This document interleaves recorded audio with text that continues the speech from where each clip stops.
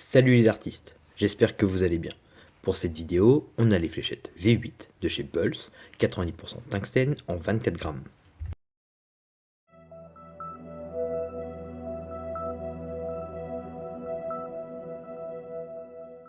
Sur l'avant de la boîte, on a un premier visuel des fléchettes avec sur le côté le nom, le pourcentage de tungstène ainsi que le poids. En bas, le logo Pulse. À l'arrière, on a le logo Pulse, le nom du modèle et le pourcentage de tungstène. À l'intérieur, dans une coque en mousse, on retrouve les 3 fûts V8, 3 tiges aluminium rouge taille médium et 3 ailettes standard Pulse V8. Le fût mesure 44,3 mm de long pour 8 mm de diamètre au plus épais. On a un fût conique avec un nez rond et court, une zone de grippe avec 3 anneaux larges et striés délimités par 2 anneaux noirs, puis à l'arrière 3 anneaux rouges, puis une partie lisse avec le logo Pulse. Pour ce modèle, le centre de gravité se situe légèrement derrière le centre du fût au niveau du premier anneau rouge. Un 7 sur 10 pour le grip, situé au niveau des anneaux striés. Pour le reste du fût, cela reste très lisse au toucher. Les anneaux striés offrent une bonne sensation d'accroche au bout des doigts, la zone de grip n'est pas très large. C'est à prendre en compte, cela dépend de ta prise en main.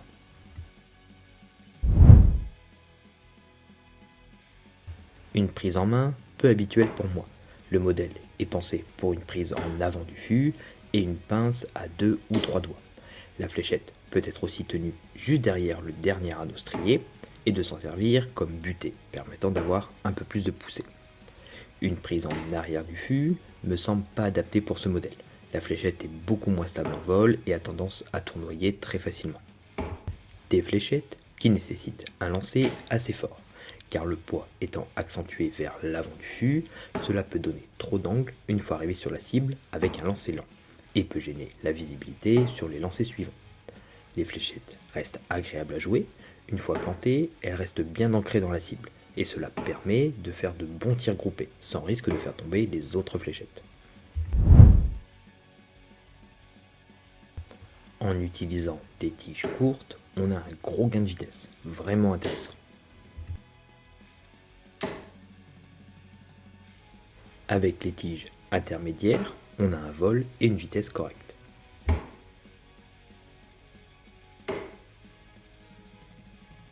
Avec les tiges médium, le vol est plus lent et plus stable, comparable aux tiges alu fournies avec le jeu. En utilisant les ailettes slim, on a une très bonne vitesse en vol. Je pensais que ça allait manquer de stabilité, mais cela fonctionne bien, même si cela demande quand même un lancer puissant. Avec les ailettes kite, on a un vol un peu plus lent comparé au slim, mais on gagne un peu plus en stabilité. Pour les ailettes poire, ça fonctionne bien.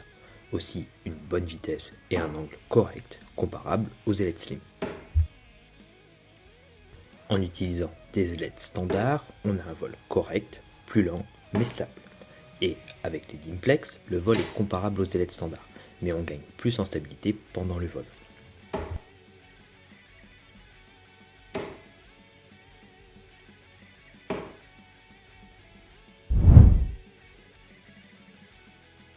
Pour ce modèle, j'ai choisi des All-in-One axe métallique rouge de chez Condor.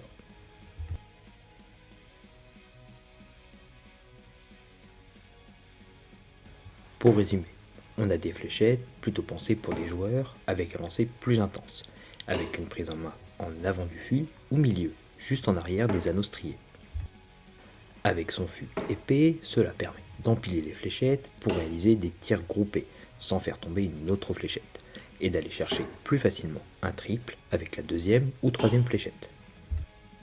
Le modèle est agréable à jouer, permettant différentes combinaisons tigelettes pour gagner en vitesse, mais demande quand même un lancer assez fort pour garder une bonne stabilité en vol. Merci d'avoir regardé cette vidéo. Si le contenu te plaît, tu peux mettre un petit pouce ou un commentaire en bas de cette vidéo. Si tu souhaites en voir plus, n'hésite pas à t'abonner à la chaîne pour me soutenir et pour ne pas louper les prochaines vidéos. A bientôt!